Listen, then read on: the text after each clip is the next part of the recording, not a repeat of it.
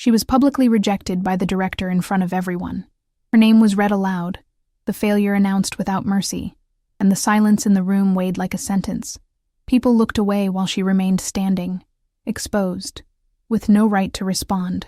Protocol required the ceremony to continue, for her to be removed like a disposable error. But at that exact moment, something nobody expected happened. The director raised his hand. The music stopped. The doors were closed. And with a firm voice, he interrupted the entire ceremony, breaking rules that had never been broken before. No one in that room believed that this was actually happening. The annual ceremony always followed the same script. Approved names, discarded names, polite applause, respectful silence. It was like this every year. A cold, precise system, impossible to contest. Those who failed were removed. Those who erred were forgotten. And she was there only to hear her own failure announced out loud. When the director pronounced her name, there was no surprise. Many had already expected it. She had been observed, evaluated, tested to the limit, always on the fringe, always one step behind, always treated like someone who didn't belong in that place. Still, nothing prepared her for the way she was rejected. It wasn't discreet. It wasn't silent. It was public, official, humiliating. The system recorded the exclusion in real time. The screens changed. Her access was revoked. Her future in that place was erased before everyone. And while the assistants prepared to remove her, the ceremony went on as if she were invisible, as if she had already ceased to exist. But something was wrong. Not in the system. It never made mistakes, they said. It was wrong in the director's silence, in the way he remained motionless, observing her for far too long. Something that wasn't in the reports, that didn't appear in the statistics, began to impose itself within him, an unease difficult to explain, a sensation that didn't obey rules, nor logic, nor protocol. She believed that this was the end, that her story would finish there, under cold gazes and closing doors. What she didn't know was that this public rejection would not mark her disappearance, but the beginning of a rupture that no one would be able to control. Before we continue, let me ask you for something important. If this story has already started to grip you, like this video, it helps the channel a lot to keep existing. Subscribe, because I have a real dream of reaching 1,000 subscribers, and every single subscription truly makes a difference. And comment down below which country you are watching from. I love reading and responding to you. The ceremony had been planned to be flawless. Adjusted lights, aligned chairs, screens ready to record every official decision. Nothing there was improvised. That was the moment when the system displayed its absolute power, separating the approved from the discarded. She was sitting in the third row, hands crossed in her lap, trying to maintain her posture while her heart beat faster than it should. From the beginning, she felt gazes piercing the back of her neck. They were not looks of curiosity, but of anticipation. Many there had already decided her fate before the ceremony even began. She didn't belong in that place. That was what they said in silence. She didn't have the right profile. She didn't fit the standards. She didn't respond as the system expected. Still, she had come, too far to leave without fighting internally against the fear. The director entered from the side of the hall, and the atmosphere transformed instantly. Conversations ceased. Movements were contained, and everyone stood up in respect. He was the ultimate authority, the human face of a system that did not accept failures. His steps were firm, calculated, as if every movement reinforced that nothing happened there without his approval. She tried not to look directly at him, but she felt it when his eyes quickly passed over her brow. The names began to be called, one by one, some accompanied by discreet applause, others by simple, cold confirmations. Every approval seemed to increase the weight in her chest. She knew her name was closer than she would like. She tried to take a deep breath, repeating to herself that, regardless of the result, she needed to maintain her dignity. But dignity seemed like an unreachable luxury in that place. When the system emitted a different, sharper sound, the entire hall noticed. The screens took a second longer to update. It was enough for unease to spread. The director slightly raised his gaze, attentive. Then, her name appeared, highlighted in red. There was no preparation. There was no prior warning. Only the direct exposure of the error she represented. The director read the name aloud. Clear, precise, impersonal. Every syllable echoed like a blow. Then he read the verdict. Rejected. Unfit. Incompatible with the established parameters. Those words were not new to her, but they had never been spoken that way, in front of so many people. The silence that followed was heavy, almost cruel. She felt her face heat up, but she remained motionless. Standing up before being instructed would be considered indiscipline. Looking around for support would be seen as weakness.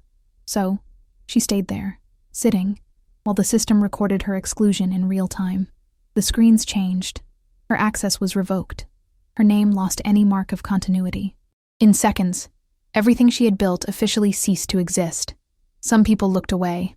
Others observed with cold curiosity. There were those who seemed relieved it wasn't them. The protocol was clear. After the rejection, the individual should be discreetly removed so the ceremony could continue without interruptions. 2 assistants moved through the sides of the hall, slowly approaching. They hadn't touched her yet, but the intention was obvious. It was then that something unexpected happened. The director did not proceed with the list. He didn't call the next name. He didn't signal for the ceremony to move forward. He remained in silence, staring fixedly at the screens, then at her. A silence that lasted too many seconds to be ignored. The system awaited a command that did not come. She noticed. She didn't know how to explain it, but she felt that something had changed. It wasn't hope. Not yet. It was a different, almost electric tension that shot through the room. The assistants hesitated. People shifted in their chairs. A contained murmur began to form. That was not part of the script. The director finally moved. Not to speak, but to raise his hand. A simple gesture, but one laden with authority. The background music ceased immediately. The automatic doors, which were already in the process of opening for her exit, closed with a dry thud. The entire hall froze. She raised her gaze for the first time since her name had been announced. Her heart was beating so hard it seemed impossible for others not to hear it. The director was looking directly at her now, not as someone evaluating an error, but as someone trying to understand something that was not listed in any report, something the system had not predicted. He said nothing at that moment. He simply kept his hand raised, sustaining the silence. That pause, too short to be an explanation, too long to be ignored, was enough to break the logic of the place. For the first time, the ceremony had been interrupted. For the first time, a public rejection did not follow its natural path to oblivion. And, without knowing why, she felt that her story had not yet ended. The silence that took over the hall was not just uncomfortable, it was forbidden. The ceremony had never been interrupted in that way, and everyone there knew it. The system operated on absolute predictability. Every stage had a defined time, every decision an inevitable flow. When the director kept his hand raised, he didn't just interrupt an event. He suspended a collective certainty. She remained standing now, not because she had been ordered to, but because her own body could no longer stay still. She felt her legs trembling, her fingers numb, her breath short. Each second prolonged in that state left her more exposed. There was no applause, no words, only gazes trying to decipher what was happening. The assistants exchanged discreet glances. One of them reached for his communicator, hesitating before speaking. No. Protocol described this situation. The rejection had been announced, recorded, and confirmed. Technically, she should no longer be there. The system, however, awaited the director's release to move forward, and he did not move. From atop the platform, the director observed everything with an expression few recognized. It wasn't coldness, nor explicit doubt. It was something subtler, more dangerous, an intense concentration, as if he were trying to hear something that didn't come from the outside. The reports were clear. The data left no room for interpretation. Yet, something inside him refused to accept that conclusion as final. She tried not to build expectations. Years in that environment had taught her that hesitation did not mean mercy. Often, it only preceded even harsher decisions. Still, the fact that she hadn't been immediately removed kept her heart anchored to a possibility she didn't want to feed. She looked at the floor, focusing on a small scratch in the tiles, as if that could keep her grounded. The director lowered his hand slowly. The gesture was not accompanied by words. Instead, he turned back to the side screens, where her data was still visible. Marked in red, labeled as incompatible. He made a brief, almost imperceptible sign, and the information began to expand. It was not common to review a case during the ceremony. That required time, justification, and an authorization that even he usually did not grant himself. A murmur ran through the hall. People leaned toward one another, whispering in hushed tones. Some looks carried disapproval, others, curiosity. For many, that pause was an annoying delay. For others, an error in the making. The system was not built to hesitate. When it hesitated, something grave was happening. She felt the weight of those gazes as if they were invisible hands pressing down on her shoulders.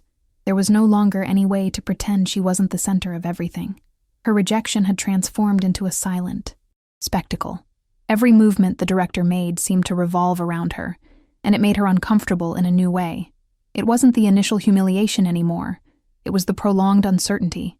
The data continued to scroll on the screens. Test results, behavioral assessments, performance reports. All of it had already been analyzed countless times. Nothing there should surprise the director. Yet, he observed with uncommon attention, as if searching for a specific detail he didn't quite know. Yet, she remembered the times she had tried to explain her failures, the automated responses she would receive. The system is impartial. The parameters are clear. Results do not lie. Always the same phrase. Always the same closing of doors. Now, the very man who had repeated those words seemed to be confronting them in silence. One of the counselors stood up slightly, leaning toward the director. His tone was low, respectful, but carried urgency. That interruption was not appropriate. There was a schedule to follow. Other candidates were waiting. The system had already validated the decision. Continuing with this could lead to unnecessary questioning. The director heard but did not respond immediately. His eyes remained fixed on the screens for a few more seconds. When he finally turned, his gaze swept across the entire hall before fixing back on her. It was a quick look, but intense enough to make her catch her breath. There was no judgment there. There was something more. Unsettling. Real attention. He authorized the partial resumption of the ceremony. Other names would be called. The list would advance. But she was not to be removed yet.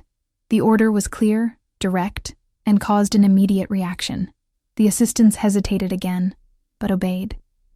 She remained where she was, now isolated in the middle of a flow that continued as if nothing had happened, and at the same time, as if everything had changed. Each new name announced seemed distant. She barely heard the discreet applause, the formal confirmations, the calculated movements. Her mind was trapped by that gaze, by that gesture that had broken the natural sequence of events. Why had he stopped? Why hadn't he simply moved on as he always had? From above, the director continued to observe, not just her, but the reaction of the environment. The system was perfect because it didn't consider emotions. People were predictable variables when subjected to the same rules. Still, something in that moment revealed a flaw he had never considered, not in the system itself, but in the way it manifested through human decisions. When the ceremony reached the end of that stage, the lights did not adjust as usual. There was a residual tension in the air, as if the physical space had been affected by the interruption. She was directed to wait. She wasn't invited to leave. She wasn't called forward. She was simply instructed to remain there. As everyone dispersed, the director stepped down from the platform. He didn't head toward her immediately. He passed by aides, ignored silent questions, and dismissed urgent comments. His steps were firm, but his expression carried a conflict he didn't usually allow anyone to see. She watched it all from a distance, feeling time stretch out uncomfortably. Every second fed a dangerous mix of fear and expectation. When he finally stopped just a few meters from her, he said nothing. He just stood there, close enough for her to realize that the pause had not been a mistake. That was only the beginning. She was led into a side room, away from the main hall, while the rest of the audience left the premises in hushed murmurs. The door closed behind her with a soft sound, almost too respectful for the moment she was living through. There were no windows, only a simple table, 2 chairs, and a blank screen on the wall. This was no ordinary waiting room. It was a space used when the system needed to confirm that there were no more alternatives. She sat down slowly, trying to organize her thoughts. The public rejection still echoed in her mind like an open wound. The name in red, the word incompatible, the gazes that pierced through her as if she had been reduced to a technical error. Yet, something new overshadowed the pain, the interruption, the director's gesture, the prolonged silence, the feeling that a decision was being delayed against all rules. Time passed unevenly. It could have been minutes or hours. Without external reference, every heartbeat seemed to mark a different interval.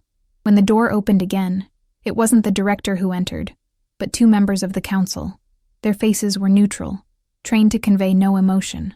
One carried an official device, the other, a physical folder, something increasingly rare in that digitized environment. They sat across from her without ceremony. No words of comfort, no introduction. The device was activated, projecting onto the screen behind them the same record she already knew well, her complete history. Assessments, attempts, failures, everything organized coldly, definitively. This wasn't a conversation. It was a final formality. She listened as one of them read the supplementary decision. The director's interruption had been recorded as an extraordinary analysis, but it did not alter the primary verdict. The exclusion remained valid. The system only required one final signature to officially terminate any remaining connection. That signature did not depend on her. It depended solely on the director. The second counselor explained that the delay had been necessary to preserve the integrity of the process. He didn't mention feelings, instinct, or doubts. He only spoke of efficiency, precedence, and stability.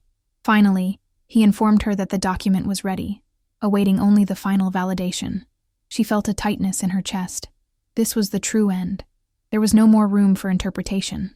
The interrupted ceremony had been just a temporary exception, a noise that was now being corrected. Everything would return to its normal course. She would be erased definitively, with no more witnesses, no more interruptions. When the director entered the room, the atmosphere changed immediately. The counselors rose in respect, but he gave a brief gesture for them to sit again. His gaze passed over them without stopping, fixing on her for an instant longer than necessary. There was no harshness there. There was something heavy, contained, as if he carried a conflict that had not yet taken shape. He approached the table, observing the document projected on the screen.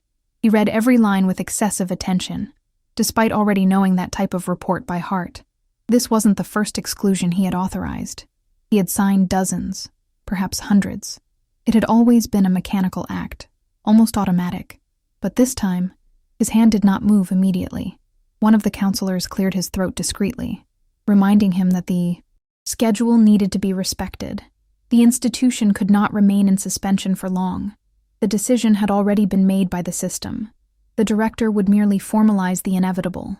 She kept her gaze down, not daring to hope for anything. Creating expectations at that point seemed too cruel to herself. Still, she felt his presence as a constant pressure in the room. Every movement of his was perceived. Every pause gained meaning. The director finally reached his hand toward the signature device. The gesture was slow, almost solemn. When his fingers touched the surface, the screen changed, displaying the final confirmation. A single command separated the temporary postponement from the definitive closure. He signed. The confirmation sound echoed through the room. Short, precise, irreversible.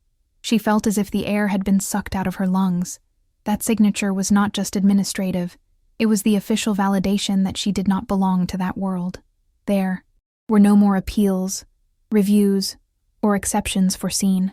All that remained now was the process of complete detachment. The counselors relaxed almost imperceptibly. Order had been restored. The system was back in balance. One of them stood to close the session, informing her that she would be escorted to the exit and would receive final instructions outside that sector. But the director did not move away. He remained standing, looking at the screen, even after the document vanished. Something in his posture had changed. It wasn't explicit regret. It was restlessness, a feeling that did not dissolve with the signature as it always did. On the contrary, it seemed to have intensified. She noticed it too. The final gesture, which should have ended everything, did not bring the expected relief. Not for her, nor for him. The silence that settled was different from that of the ceremony. It was denser, more personal. When the counselors left the room, the director gave another brief gesture, indicating that she should stay. The door closed again, leaving them alone for the first time. She looked up, surprised, and found his eyes already fixed on her face. He didn't speak right away. He walked a few steps, as if organizing thoughts that didn't follow a logical order. When he finally spoke, his voice was low, controlled, but it carried something new. He said the system had been followed, that the decision was correct within the established parameters. But he also said that, even so, something didn't fit. There was a discrepancy that didn't appear in the reports, a persistent feeling that this exclusion would create a consequence no one was considering. She listened in silence, not knowing how to react. She didn't know if this was an attempt at justification or the herald of something more dangerous. The fact was that even after signing her exclusion, he could not simply move on. The director took another step closer. He didn't invade her space, but he was close enough for her to feel his presence clearly. He didn't apologize. He didn't promise anything. He simply stated that the signature had not ended the matter for him. And in that moment, she realized something that left her even more confused than the public rejection. The decision was official, but the conflict was just beginning. She left the room accompanied by one of the assistants, walking through corridors she knew well, but which now felt different. The lights were the same, the walls clean, the sensors active, yet something had shifted. Her access had already been revoked. Doors that once opened automatically now required external validation. Every step reinforced that officially, she no longer belonged to that place. The assistant maintained a professional distance, without unnecessary words.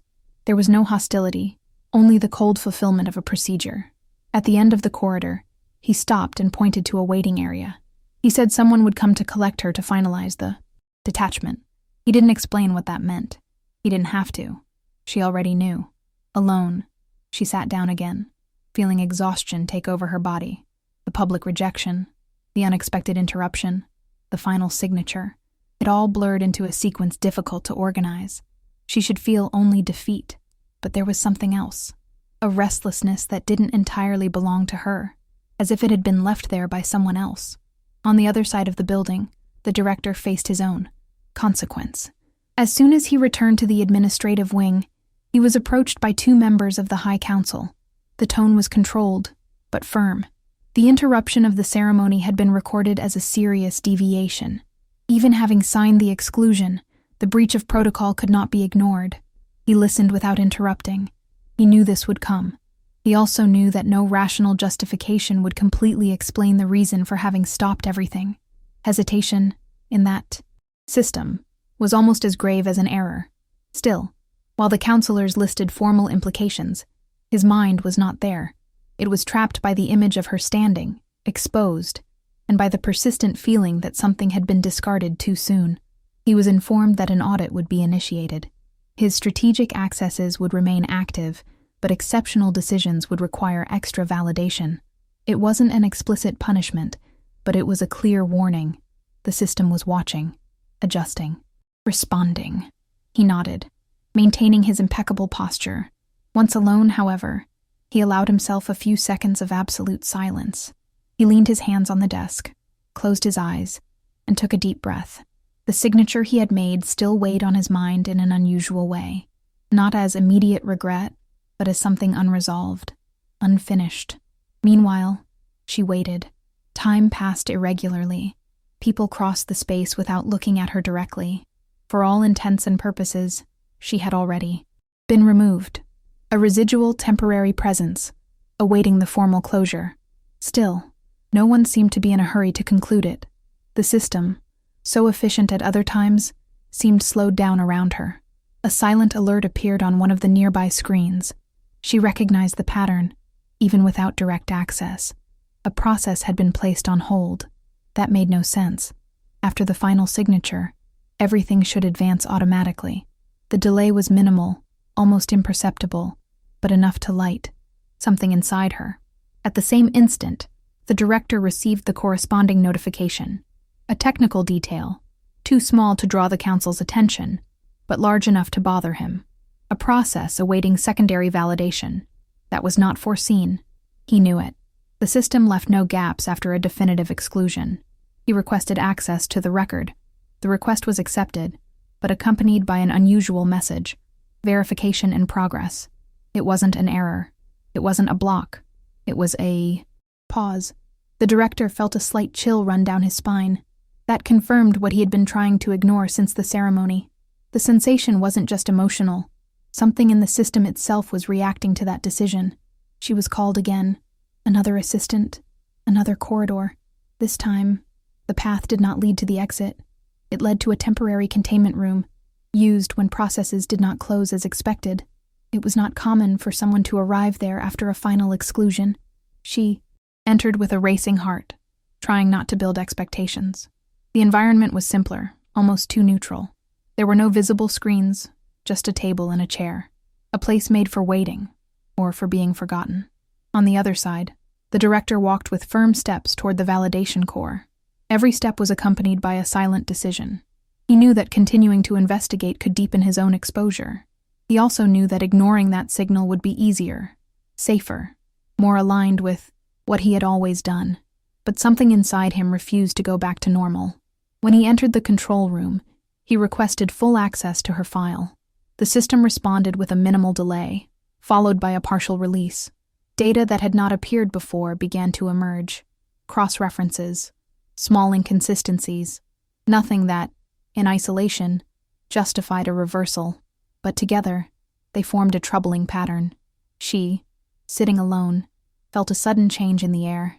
She didn't know how to explain it, but she perceived that something was happening.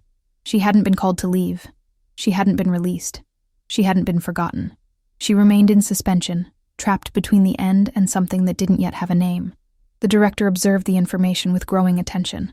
Every new line reinforced the same feeling. The exclusion had been correct within the rules, but the rules perhaps were not complete. He took a deep breath, conscious that any next step would be recorded, analyzed and potentially used against him. Still, he reached his hand toward the panel, authorizing a verification that was rarely triggered. At the same instant, at some invisible point in the building, the system responded, and she, who should have already disappeared, was still there. The partial access granted to the director shouldn't have existed. The system was built to prevent exactly that, revisions after definitive exclusions. Nevertheless, the data began to reorganize itself before him, opening layers that were rarely consulted. They weren't glaring errors. They were subtleties, small discrepancies between evaluations, ignored response times, observations discarded because they didn't fit the main parameters. He moved forward slowly, conscious that every action left a trail. The panel signaled a discreet warning, sensitive procedure. That was a warning. The system didn't stop him, but it recorded his insistence. He accepted it. Meanwhile, she remained in the temporary containment room, sitting with her hands resting on her knees, trying to keep her mind focused on the present. The silence there was different from all the others she had experienced. It wasn't the silence of rejection, nor that of resigned waiting. It was a tense silence, as if something were being decided out of her reach. She thought about leaving on her own. Officially, she no longer had obligations. But she knew that leaving without authorization could be interpreted as a violation, and any violation would be used to justify what had already happened. So she remained, even feeling that time was being artificially stretched. The director found the first point that truly made him stop. A secondary report, attached months before, never integrated into the final evaluation. It wasn't complimentary. It didn't defend her staying. But it described an unusual reaction in situations of extreme pressure, a capacity for adaptation that didn't manifest in standardized tests, only in unstable contexts, the type of detail the system usually considered irrelevant. He felt a familiar discomfort.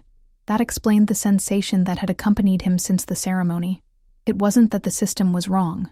It was that it had been trained to ignore certain types of responses that didn't fit, but couldn't be called failures. A new warning appeared on the panel. Access exceeding recommendation.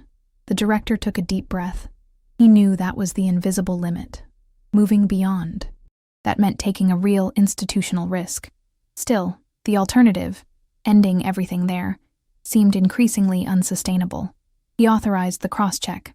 On the other side of the building, the room where she waited underwent an almost imperceptible change. The lighting adjusted slightly. A discrete indicator lit up near the door. She noticed. Something had been activated. It wasn't a release. It wasn't a disconnection. It was observation. She felt her stomach contract. That feeling of being evaluated again brought back difficult memories. Tests, interviews, cold gazes. Still, there was something different. There was no question to answer, no proof to perform, only the waiting, laden with a new weight. The director followed the results in real time. The system crossed old data with parameters that were rarely used. It didn't produce a clear conclusion. It produced probabilities, scenarios, risks, and among them, a troubling highlight, uncategorized potential. He stepped away from the panel for a moment, rubbing his face. That was dangerous. Uncategorized potential was a variable the system preferred to eliminate early. People like that didn't fit. They created deviations. They demanded human decisions, something the institution had been trying to reduce to a minimum. The next warning was less discreet. Non-recommended action. He knew what he needed to do to confirm what he was seeing. He also knew he didn't have authorization for it. The council would never approve. Requesting it formally would mean raising immediate suspicions. There was only one remaining option, and it wasn't listed in any manual: a direct action. He headed to the room where she was being kept. He told no one. He didn't record the displacement. He walked through the corridors with a controlled expression, but his mind was boiling. Every step took him further from the safety of the rules, and closer to a decision that could redefine his position within the system. When the door opened, she looked up immediately. She didn't expect to see him there.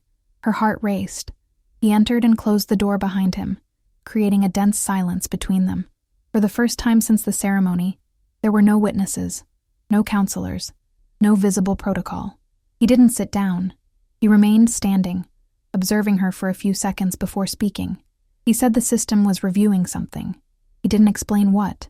He also said that this review shouldn't be happening, that, officially, the process should have already been closed. She listened in silence, trying to decipher what that meant for her. There were no promises in his voice. There was no comfort, only a contained tension, as if he were testing his own limit. He asked a simple, direct question, one that would never appear in a formal evaluation. He asked how she had reacted, truly, at the moment of the public rejection.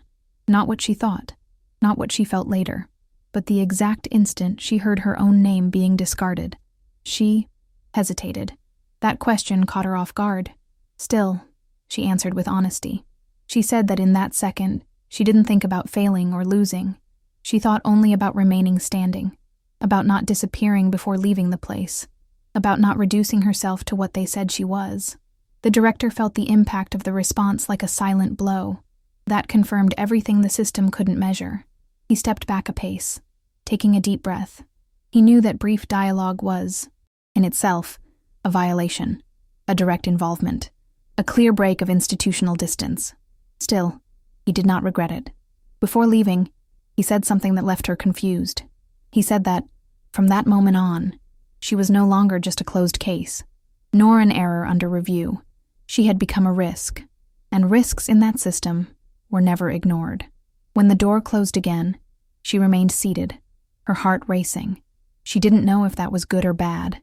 She only knew that, for the first time since she had been publicly rejected, someone had stopped to truly listen to her. On the other side, the director returned to the control center, conscious that he had crossed a line that couldn't be erased. From that point on, the system would not react with silence. The council was not slow to react. The system was efficient exactly because it allowed no gray areas, and what was happening now was one of them. As soon as the director returned to the control core, 3 simultaneous alerts popped up on his interface. None of them were explicit, but they all carried the same meaning: unwanted attention. He didn't need to read the details to know what was happening. The cross-check, the prolonged access, the unregistered visit to the containment room. Each isolated movement could be justified. Together, they formed a pattern. And patterns were exactly what the system knew how to detect best. On the other side of the complex, she felt the change even before any official communication. Shut the imam. Environment around her seemed more rigid, more attentive. The room's lighting had adjusted again, colder now. The indicator near the door was blinking at a different rhythm. That wasn't a release. It was active surveillance. She took a deep breath, trying to stay calm. She had been watched before. evaluated, measured. Still, that sensation was different. It wasn't just about her. It was as if something larger were reorganizing itself around her, and she was at the center of a tension she didn't fully understand. The director was formally summoned minutes later. The message was short, objective, impossible to ignore. Extraordinary meeting. Attendance mandatory. He knew what that meant. It wasn't a conversation. It was a confrontation. When he entered the council room, the environment was exactly as it had always been. Spacious, silent, controlled. The same chairs, the same layout, the same faces trained not to show emotion. Still, there was something different in the air. A contained, almost aggressive expectation. He took his place without being invited. He didn't ask for explanations. He didn't ask questions. He knew that any attempt at control there would be useless. The system had already taken charge of that moment.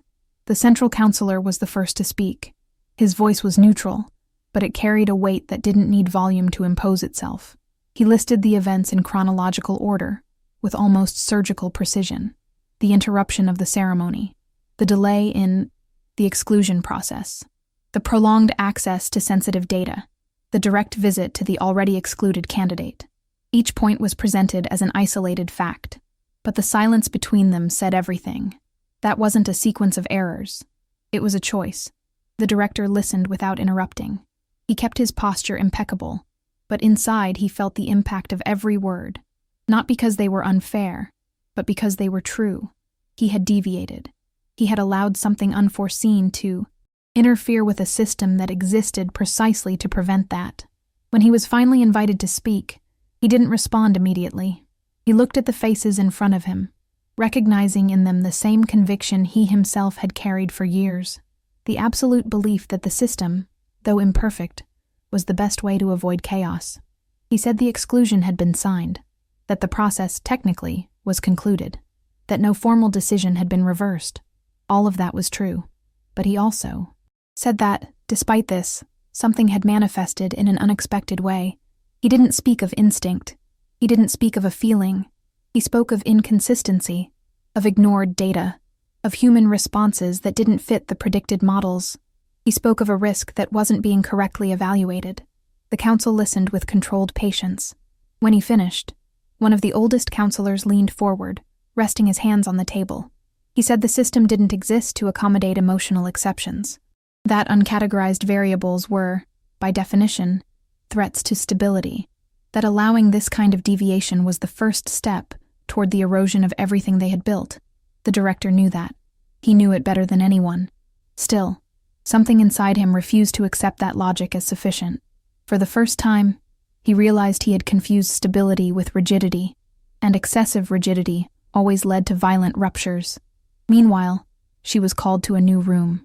This time, it wasn't containment. It was direct observation. 2 analysts were present, sitting behind a translucent surface that projected information she couldn't see.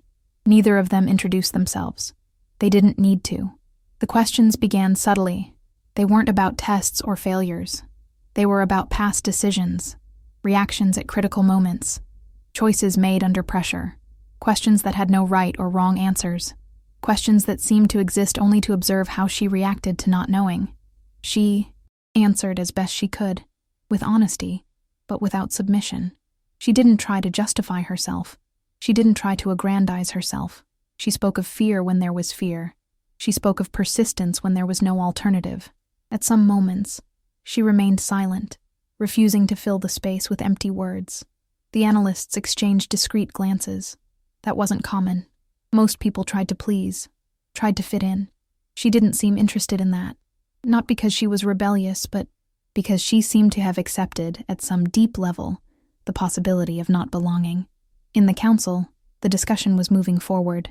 Some defended the immediate closure of any residual process. Others suggested a deeper analysis, not for her, but for the precedent. The director remained at the center of that tension, feeling the weight of every argument. It was then that the word responsibility emerged with more force. A counselor pointed out that if the director insisted on continuing, the responsibility would not lie with the system. It would be his, personal, institutional. He would be the point of rupture, the name associated with the deviation. The silence that followed was heavy. The director understood, in that moment, that there was no more room for neutrality. The option to observe from a distance did not exist. To continue meant to expose himself. To retreat meant to accept that sensation, that perceived flaw, would be ignored forever.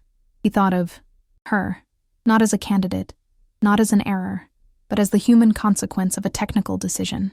He thought of the look she maintained when she was rejected. There was no despair there. There was permanence, a silent refusal to disappear. On the other side, she felt the interrogation end abruptly. The analysts turned off the projections without warning and stood up. They said only that she should await further instructions. Nothing more. No explanation. Alone again, she felt the weight of uncertainty intensify. She no longer knew what was worse, being excluded or remaining suspended in that undefined limbo. Still, something inside her stayed firm. Perhaps it was exhaustion. Perhaps it was the intuition that, regardless of the result, she had crossed an invisible boundary. In the council, the director finally spoke. He said he would take responsibility, that any institutional consequence resulting from the continuation of that process should fall on him. He didn't ask for authorization. He didn't seek consensus. He simply declared his position. That caused an immediate impact. The system was not prepared for admittedly personal decisions. The council looked at each other, recalculating risks. To allow him to continue meant opening a dangerous exception. To stop him meant acknowledging that something had been lost in the process.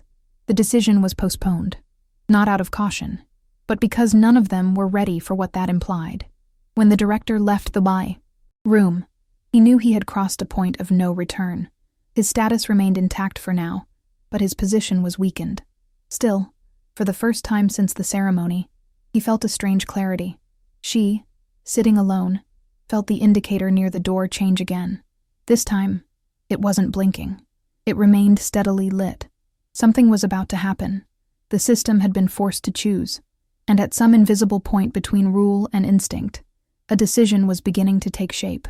The decision was not communicated immediately. The system needed time to reorganize when something went off script, and that situation had already exceeded any known parameter. Still, signs began to appear subtly. Silent notifications, discrete adjustments in internal flows, temporarily suspended accesses. The building seemed to breathe differently, as if it were preparing for a change it did not want to accept. She noticed it first through the movement around her. People who used to ignore her now avoided passing. Too close. There was no explicit hostility, only caution. The kind of caution that arises when something considered closed insists on continuing to exist. She was still there, present, visible, despite everything indicating she shouldn't be. She was called again, but this time not to an isolated room. The path led her back to the main space, where hours earlier she had been publicly rejected. The chairs were still aligned, the screens off, the environment in preparation for a new internal event. It made her uncomfortable. Returning to that place felt like unnecessary cruelty. The director was already there when she entered. He was alone, standing in the center of the hall, watching the dark screens as if trying to anticipate what would happen when they were turned on again. His posture was firm, but there was tension in his shoulders. It wasn't fear, it was awareness. He knew exactly what he was about to do. She stopped a few meters away, not knowing if she should approach further. There were no instructions, no protocol to follow, only the heavy silence between the two of them, laden with everything that had not yet been said. He turned to her slowly. There was no formality in his gaze now, no institutional distance, only a deep, almost grave seriousness. He said the council had postponed a final decision, but that didn't mean permission. It only meant the system was trying to buy time. He also said that buying time wouldn't change what had already been exposed. She listened in silence, feeling the weight of those words settle in. She didn't ask what he intended to do. Part of her feared the answer.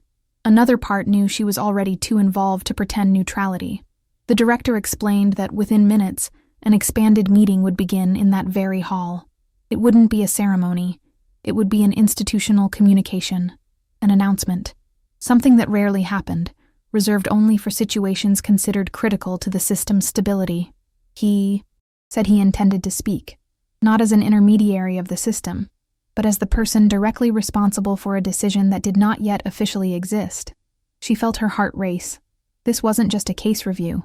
It was a public exposure, an act that couldn't be reversed later. He would be pitting himself against a structure he himself had helped build. She tried to say something, to warn him, to remind him of the consequences, but the words didn't come. Not because there was nothing to say, but because any attempt to dissuade him would sound like fear, and she knew that decision wasn't being made on impulse. The hall doors began to open. People entered in silence, taking their places with unusual attention. There were no side conversations, no expectation of celebration, only a collective focus on something that was about to happen. She was directed to stay standing, near the side, not in the spotlight, not hidden, visible enough to be noticed, but not announced. It made her even more conscious of her own presence. She felt like a living variable, forced into a setting that didn't officially recognize her. The screens lit up. The director walked to the central position. The room quieted immediately. He waited a few seconds before speaking, allowing the silence to become complete. It wasn't an impact strategy. It was respect for the weight of what would follow. He began by speaking of the system, of its efficiency, of its capacity to reduce human error. He spoke of the importance of predictability, stability, the trust built over the years. Each word was carefully chosen, as if he were reaffirming everything everyone there believed. Then, without a sharp transition, he spoke of the failure. Not a technical failure, a reading failure. He said the system had worked exactly as it should, that the parameters had been followed, that the exclusion announced that morning was correct within the established rules. A low murmur ran through the hall. It sounded like a confirmation of what everyone already knew, but he didn't stop there. He said that, despite this, he had identified something the system had not been designed to recognize, a human response that didn't manifest in tests or standardized evaluations, something that emerged only when all options seemed to have been removed. He spoke of the public rejection, not as a procedural error, but as a revealing moment. He said that, in that instant, he had observed a reaction that was not in any report. Silent permanence in the face of total exclusion, a refusal to disappear. She felt all eyes move in her direction, not accusingly, evaluatively, as if, for the first time, they were truly trying to see her. The director then did what no one expected. He declared that he had interrupted the ceremony not out of doubt, but out of recognition. He said that, in that moment, he understood that moving forward without questioning would be more dangerous than taking the risk of the exception.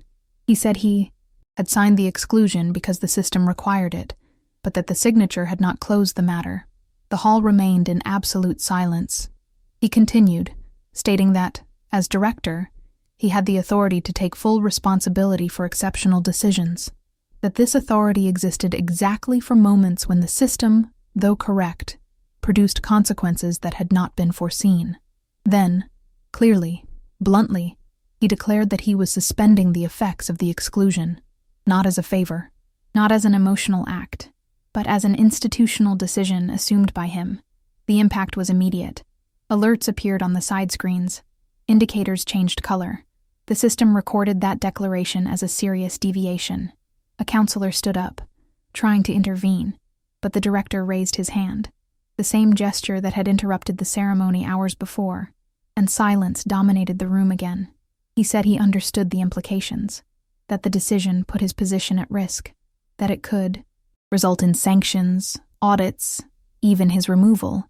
Still, he stated that the alternative, ignoring what had been revealed, was unacceptable.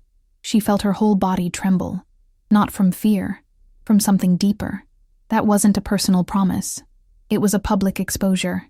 He was linking his own name to her fate in front of everyone. The system reacted.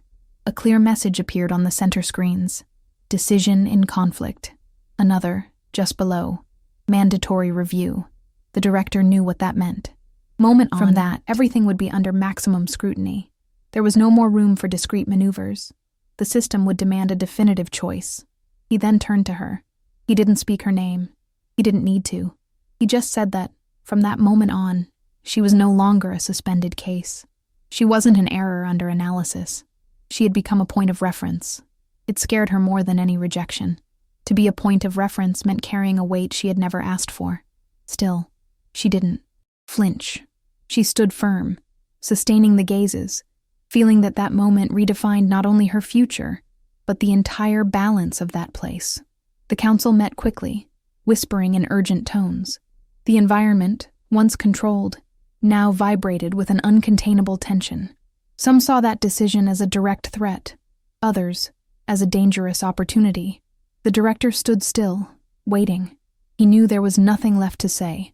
The choice had been made in public, irreversible. She felt in that instant that her life had been divided into two distinct moments, before and after that public rejection. What came now wasn't redemption. It was confrontation. The system would not forget that gesture, and she, who should have been erased, had become too visible to be ignored again. The system entered containment mode almost immediately. It wasn't announced out loud, nor accompanied by visible alarms, but everyone there knew how to recognize the signs. The screens began to display only essential information. Movement was reduced. External communication suspended. The building, once a symbol of fluidity and absolute control, now seemed to shrink into itself. She felt the impact first in her body, an invisible pressure, as if the air had become denser. The hall, which minutes earlier had housed the director's public declaration, emptied in an orderly but hurried manner.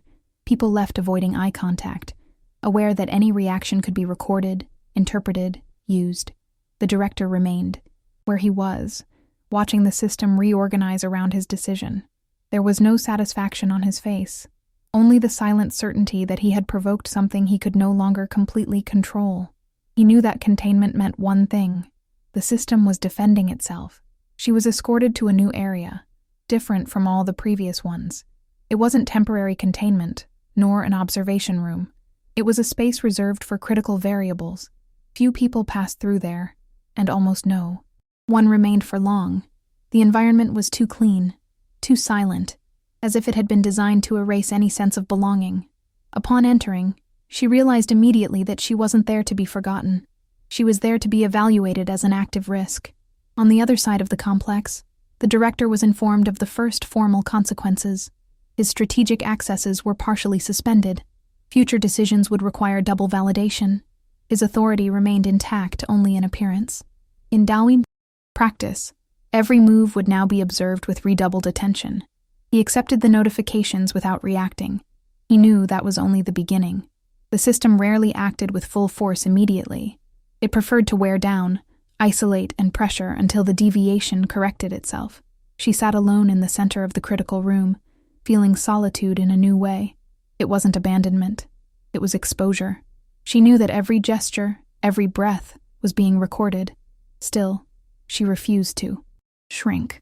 She straightened her posture, kept her gaze steady, even without knowing exactly who she was looking at. Shortly after, a projection lit up in front of her. It didn't show technical data. It showed scenarios, simulations, possible paths from that point. Some led to conditional reintegration, others to definitive exclusion under reinforced justifications. In all of them, there were losses. She noticed something disturbing. In no scenario did she simply resume the life she had before. That version had been erased at the moment of the public rejection. Everything that came now required transformation. The director was summoned again, this time not for a collective meeting, but for a restricted encounter with the containment core. There were no visible counselors, only mediated voices, projected impersonally. The system spoke through them. He was informed that his decision had created a measurable instability, that the declared exception was being analyzed as a possible dangerous precedent, that allowing continuity would require a clear counterpart, an adjustment. The proposal was presented coldly, almost clinically. She could stay, but under a new framework, not as a common candidate, not as part of the regular flow, but as a test element, a controlled, isolated, monitored case. Her permanence would serve to validate or invalidate the director's decision. He listened in silence. That wasn't protection. It was containment disguised as opportunity. Still, he knew that refusing would mean her immediate exclusion, and likely his own removal thereafter. Meanwhile, she observed the projected scenarios, feeling the weight of a choice she had never asked to make. Staying meant accepting constant surveillance, loss of autonomy, a role that would transform her into something she didn't recognize. Leaving meant disappearing officially, confirming everything they had said about her. The director asked to speak with her. The request was recorded, analyzed, and delayed, for seconds too long to be comfortable. Finally, it was authorized. When he entered the critical room, she stood up instinctively, not out of protocol, but out of reflex. He made a discreet gesture for her to sit again. That was not a formal meeting. It was something more delicate. He explained the situation without softening anything. He spoke of the containment mode, of the system's proposal, of the role they were trying to assign to her. He made no promises. He didn't try to convince her. He just put the facts on the table. She listened intently, feeling a mixture of anger and clarity forming. For the first time, the choice was explicitly before her. It was no longer about passing or failing. It was about whether or not to accept a place shaped by the system's fear. She asked what would happen if she refused. The director did not hesitate. He said the system would close the process, that the exclusion would be reinforced, that she would leave there with no possibility of return. He also said that, in that case, his own position would become unsustainable. She then realized something that changed everything. That choice didn't just affect her. It affected him too. The system had intertwined their fates strategically, forcing them to share the risk. She remained silent for a few seconds, absorbing the weight of it. She didn't feel grateful. She didn't feel protected. She felt placed at a crossroads created by others. When she spoke, her voice came out firm. She said she did not accept being kept as a test, that she would not accept existing under permanent surveillance to prove a point that wasn't hers. She said that if she were to stay, it had to be as a whole person, not as a controlled exception. The director felt the impact of those words. It confirmed everything the system was trying to avoid. She would not be easily molded. She would not reduce herself to fit. He said he understood. He also said that made everything even more difficult, but he did not back down. On the other side, the system recorded every word, every pause, every inflection. The risk was intensifying. The director informed the containment core that the proposal had been refused in the terms presented, that any permanence would need to respect clear limits, that he would take responsibility for it. The response was not long in coming. The system signaled maximum alert, unsatisfactory conditions, high instability risk. She felt the air change again. Something definitive was approaching. The director turned to her, conscious that this could be the last conversation between the two of them in that place. He said that regardless of what happened next, she had not failed, that the public rejection had revealed something the system was not prepared to deal with. She nodded slowly. She wasn't seeking validation, just the truth. When he left the room, silence closed over her like a familiar weight. Still, something had changed inside her. She no longer felt small, nor wrong. She felt whole, even in the face of the possibility of losing everything. The system needed to decide, and for the first time since it was created, it faced something it could not simply erase. The system did not respond immediately. Unlike other times, there were no visible alerts or sudden environmental changes. That, in itself, was unsettling. When the system went silent, it meant it was calculating something too massive to be handled as routine. Maximum containment remained active, but now there was a strange, almost respectful interval, as if the structure itself were weighing the consequences of the next step. She remained seated in the critical room, posture upright, feeling the weight of that silence as a concrete presence. For the first time since the public rejection, she did not feel at the mercy of events. She had taken a clear stand. She had refused to be reduced to a test, a watched exception, a controlled variable. She knew it could cost her everything, but she also knew that accepting would have been a different form of disappearance.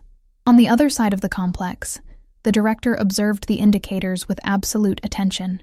The containment core had temporarily suspended any automatic response, something that rarely happened. This meant the system was facing an internal conflict. The existing rules were not enough to resolve the situation without generating a measurable rupture. Then, he received the final summons. It wasn't a meeting. It was an institutional judgment. No visible counselors, no debate, just a central interface, designed to present decisions that had already been calculated. The director walked to the designated room with firm steps, aware that this would be the last moment he could directly influence the outcome. When he entered, the interface activated immediately. There was no human voice, only clear, objective text and projections, impossible to contest through emotion. The system acknowledged that the initial exclusion had been correct. It also acknowledged that the interruption of the ceremony and the public suspension had introduced an instability factor. The variable, her, had not behaved as predicted, and the director's response had amplified that instability. The preliminary conclusion was simple. Keeping both within the structure represented a growing risk. The most efficient solution would be to eliminate the excess human factor, her. But the system did not ignore a new piece of data. The public. Rejection had been observed by hundreds. The suspension, declared before everyone. A silent exclusion now would generate questions, noise, and distrust. The system needed to preserve not only internal order, but the external perception of justice. Therefore, it presented two options. The first was definitive. She would be released immediately, with records adjusted to indicate a voluntary departure. The system would restore part of her functional identity outside the institution, ensuring she wasn't seen as a failure, but as a strategic incompatibility. In exchange, the director would take full responsibility for the deviation and step down from his position after a controlled transition period. The second option was riskier. She would stay, not as a test, not as an isolated exception, but as part of an experimental overhaul of the evaluation parameters. This would require profound changes. It would mean accepting uncertainty as a legitimate variable, and it would require someone willing to answer for the consequences. The system made it clear that, in this scenario, the director could not remain as he was. His authority would be redefined, his function transformed. He would cease to be merely the guardian of the rules to become directly responsible for a model not yet validated. Both options involved loss. Both involved rupture. The system granted the director something rare, limited time to decide. Meanwhile, she was called for one last communication, not a hearing, not an interrogation, just a clear message, projected in the critical room. The system presented the two possibilities to her, without softening anything. She read carefully, feeling the real weight of the choice materialize. The first option was tempting. Freedom, an end to the control, the chance to rebuild her life outside that suffocating environment. It wouldn't be easy, but it would be hers. The public rejection would cease to be an invisible mark. The second option was terrifying. Staying meant continuing to face the system, now openly, becoming part of something unstable, a constant target of observation, resistance, and possible hostility. It meant carrying not just her own fate, but the impact of changes that could affect many others. She closed her eyes for a few seconds, taking a deep breath. She thought of the moment her name had been read aloud, marked in red. She thought of the heavy silence, the averted gazes. She thought of the director's gesture stopping everything. That scene wouldn't leave her, not as pain, but as a fixed point, a dividing line. She then realized something fundamental. If she left now, free, she would be accepting that the system remain exactly as it was. She would be saving herself, but leaving intact the logic that discarded whole people for not fitting in. It wasn't a wrong choice. It was a legitimate choice, but it wasn't neutral. If she stayed, she wouldn't be fighting only for herself. She would be challenging a structure that had been built never to be challenged. There was no guarantee of victory. There wasn't even a guarantee of institutional survival. But there was truth in that option. She requested to speak with the director one last time. The request was analyzed. The system hesitated, but it authorized it. They met in a simple space. No screens, no projections. Just two chairs and a short distance between them. There was no more formality, no more titles. Just two people facing a decision that would change everything. He spoke first. He explained the options clearly, even knowing she already knew them. He didn't try to influence her. He didn't ask for anything. He was just honest. He said that if she chose to leave, he would respect it. He would bear the consequences. He also said that if she chose to stay, he would be by her side, even knowing what it would cost. She looked at him for a few seconds, evaluating not the director, but the man who had stopped an entire ceremony for something he couldn't explain. She asked if he believed the system could truly change. He replied that he didn't know. He said maybe not. He said perhaps that attempt would fail spectacularly, but he also said that if no one ever tried, the system would never have the chance to become something better than it already was. She nodded slowly. When she spoke, her decision was clear. She said she didn't want to leave like someone running away. She didn't want to be adjusted out as strategically incompatible. She said that if she were to leave, she would leave whole, not silent, and that if she were to stay, she would stay without accepting being reduced. She said she chose to stay, not for him, not for the system, but for herself. The director felt the weight of that decision settled definitively. There was no going back. He communicated the choice to the system without trying to soften anything. The response was immediate. High-impact decision recorded. Starting irreversible process. The building responded with an almost imperceptible but profound change. Indicators were redefined. Parameters adjusted. The system was beginning something it had never done before. She took a deep breath, feeling fear, but also a strange sense of coherence. For the first time since the public rejection, she didn't feel like she was reacting. She was choosing. The system had not been defeated. Not yet. But it had been forced to acknowledge something it could not erase. The final confrontation had not ended with a clear victory. It had ended with a rupture. And now, everything that existed needed to learn to live with her. The system did not react with immediate violence after the decision. There were no sudden shutdowns, nor instantaneous public punishments. This absence of reaction was, paradoxically, the greatest confirmation that something profound had been shaken. When the system needed to adapt, it first observed. It recalculated. It rewrote its own margins. She felt this in the days that followed. She was not removed. She was not hidden. Neither was she celebrated. Her presence came to be officially recognized, but under a heavy silence, almost reverent. People crossed her path with caution, as if they didn't know exactly how to react to what she represented. She was no longer a candidate. She was not a temporary exception. She had become an involuntary symbol of a decision that no one was ready to name. The director also changed. His formal authority had been redefined. He was no longer the uncontested executor of the rules. He had become the one responsible for an experimental process that was now closely monitored by all levels of the system. Every choice he made was analyzed, every omission questioned. Still, he showed no regret. He knew that this apparent loss of control was, in truth, the price of something more honest. She was integrated into a new space, not a special wing, nor an isolated area, but a hybrid environment where human decisions and technical evaluations coexisted uncomfortably. There were no clear manuals. There were no definitive protocols. Everything there was under construction, and that was more frightening than any rigid rule. In the beginning, the system tried to resist in subtle ways. Small adjustments, extra requirements, demands for constant validation. It wasn't open persecution, but wear and tear. A silent test to see if she would retreat, if she would become smaller to fit, if she would ask to leave. She did not retreat. Every challenge was met with the same posture she had maintained on the day of the public rejection. Not out of pride, but out of coherence. She wasn't seeking to prove anything. She simply refused to disappear again. The director watched from a distance, intervening only when necessary.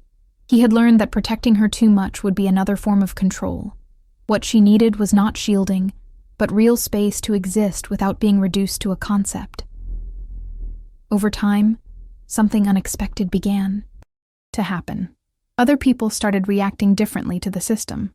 Small disagreements emerged, timid questionings, not revolutions but cracks.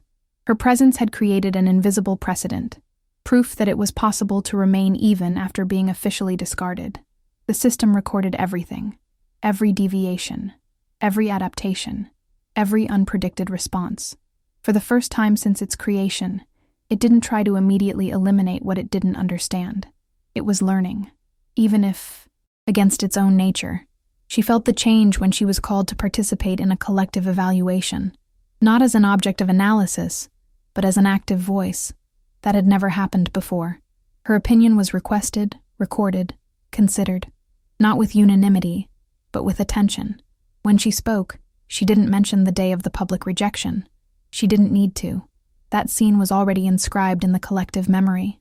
Instead, she spoke about permanence, about what happens when someone decides to stay even after being discarded, about the cost of existing in a place that prefers easy answers. The silence that followed was not one of rejection. It was one of recognition. The director realized in that moment that the decision he had taken had surpassed them both. It was no longer about him protecting someone, nor about her being an exception. It was about the system being forced to deal with something it had always avoided: non-standardizable humanity. Not everything improved. There were losses, resistance, people who asked to be disconnected, others who tried to restore old rules. The balance never returned to what it was, and that was exactly the point. The system hadn't been broken. It had been transformed into something less comfortable, less predictable, but truer.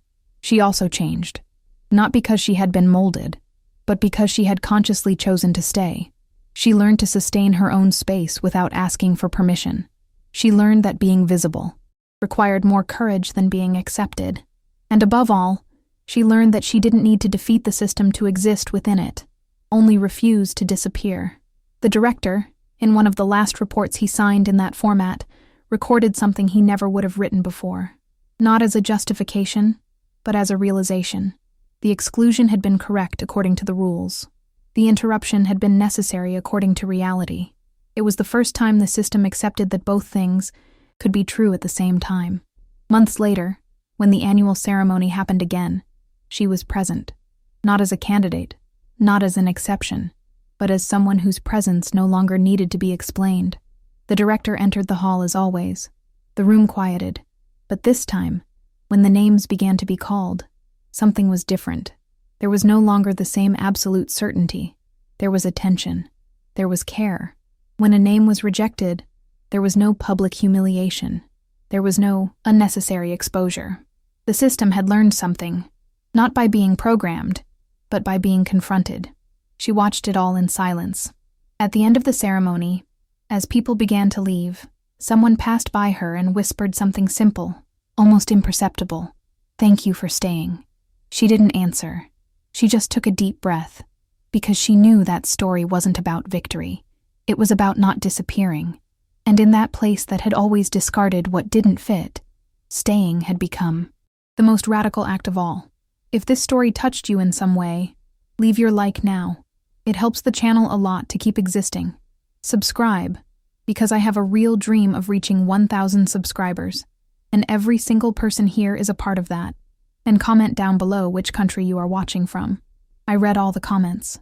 Some stories aren't about winning. They are about remaining when everything was done to make you disappear. This wasn't a journey of approval, but of integrity. It wasn't about fitting into rules that were never made for you, but about existing, even when the system says there is no room. Perhaps you have felt this way at some point. Evaluated, discarded, reduced to an error.